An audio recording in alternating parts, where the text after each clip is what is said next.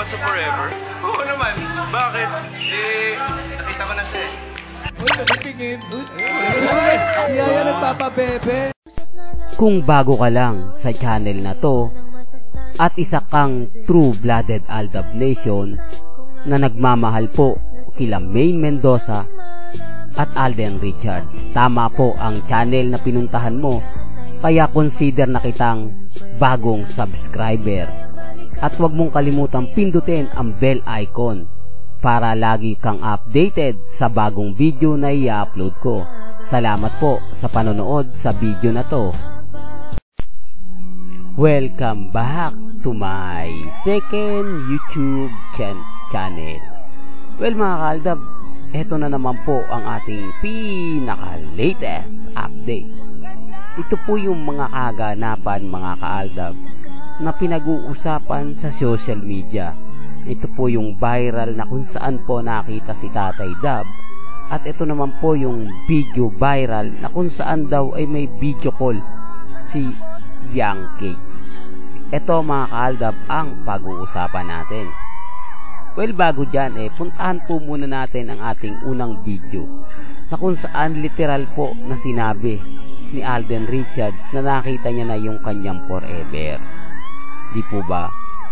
Kasi taliwas po ito sa sinasabi nilang single at hindi pa po niya nakikita. Ngayon po mga kaaldab ay klarong-klaro na po mismo sa bibig ni Alden na nakita niya na. Kaya yung sinasabi pong wala pa po siyang napupusuan at wala pa po raw siyang inaay ay kalokohan nyo mga kaaldab.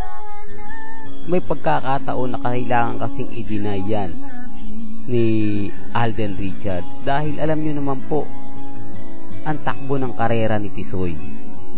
Kumbaga ito pa lang po kasi yung time na umaangat siya, na talagang literal na sumikat po siya dahil po sa Aldab. Although sabihin na natin, Mr. Destiny, sikat na naman si Tisoy sikat na siya ng una pa. Well, oo naman po mga kaaldab, sikat naman po talaga ng una si Tisoy. Pero yung minahal ka ng tao dahil nagkaroon ka ng collab team.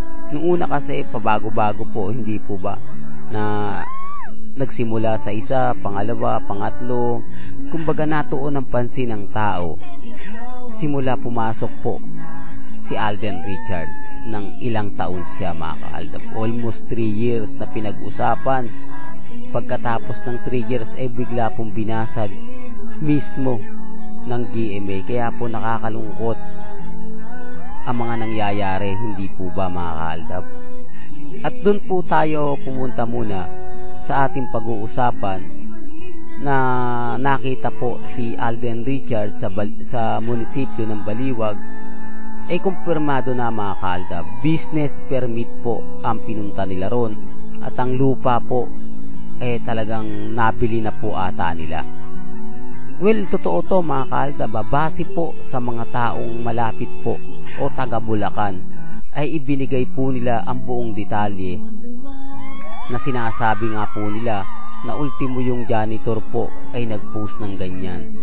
Yun lang mga kaaldab, syempre hindi siya kilala at kukonti lang po siguro ang nakakakita sa pinost niya, hindi po talaga mapapanood. Pero base po sa mga taga Bulacan, yan pong video na nakita ninyo doon sa aking unang channel o picture, yan po raw ay kuha talaga sa Mariano Ponce National High School. Malapit po daw yun doon.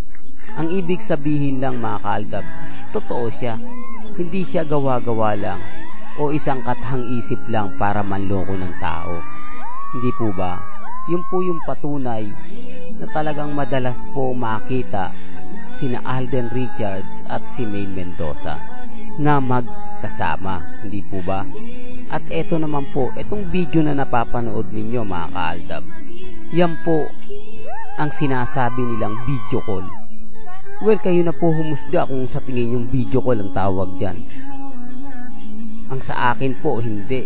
Isa lang po yung edited na ipinagdikit. Medyo hindi pa nga po marunong dahil dun pwede niyang magkatabi talaga.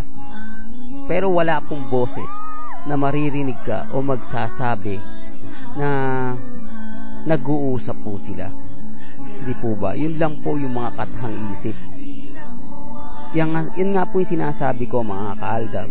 May mga bagay-bagay na edited, gigawa-gawa lang. Hindi po ba? Pero mas pinaniniwalaan, mas kumakalat sa social media at mas pinag-uusapan. Pero yung mga video natin at mga photos na literal na lumalabas sa social media pinagtatakpan. Hindi po ba? Siguro kapag may nakikita silang link na ganyan, binablock na nila.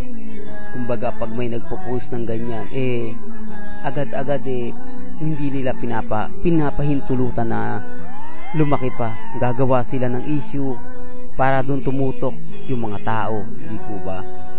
Katulad po ng video call na to na sinasabi nila. Sino paniniwalaan ninyo? Mas paniniwalaan nyo po ba yan na parang napakalabo naman po? O mas paniniwalaan mo ang isang video o isang picture na talagang literal na nakikita mo na naandun ang dalawa? Hindi po ba?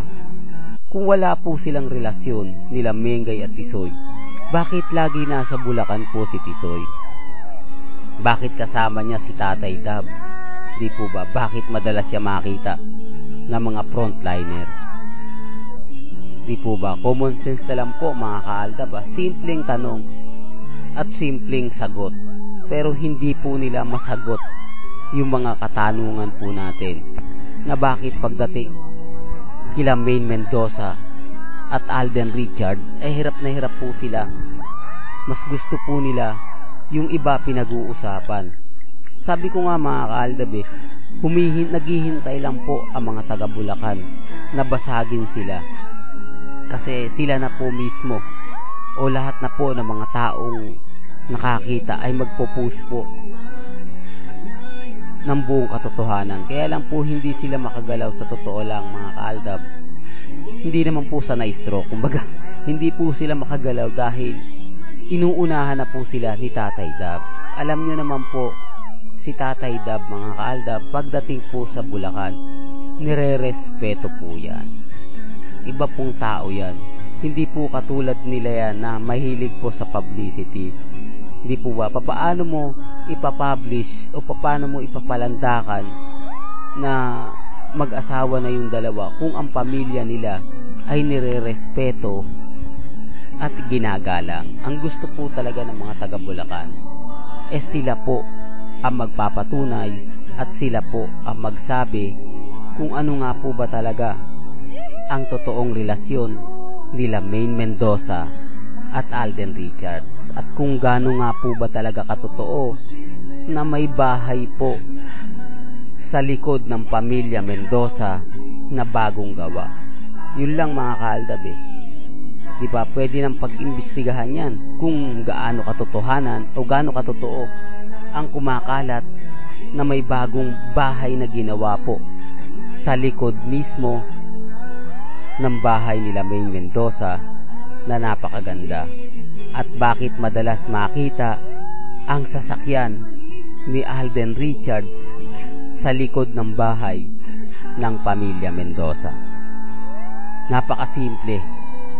Hindi po ba? Napakaraming tanong pero hindi po natin magawang, kumbaga, mga kaaldab, hindi po natin magawang ipalandakan, lalo na po sa social media. Ano man ang gawin natin, mga kaaldab, bingi at pipi ang GMA Network. Hindi po nila matanggap na marami pong tao ang naniniwala at umaasa po sa relasyon nila Maine Mendoza at Alden Richards na ayaw po talaga nilang maibalita. Hindi po ba? Hanggang dito na lang po ang aking latest updates. Bago po ako matapos, mga kaaldab, lilinawin ko lang po sa lahat po ng aking mga followers, lahat po ng update ni Mr. Destiny o lahat ng napapanood nyo dito sa channel na to, lahat po yan, mga kaaldab, ay legit. Base po ito sa mga taong nagmamahal kila Tisoy at Mengay. Kaya po sa mga nagsasabing gawa-gawa ko lang, invento, fake news, wala pong katotohanan yan. Hindi nyo, kumbaga may ipinapakita po akong resibo at ebidensya. Doon na lang po ay sapat na para masabi ko lahat ng gusto nyong malaman. Hanggang dito na lang po. Salamat po sa panonood at pakikinig.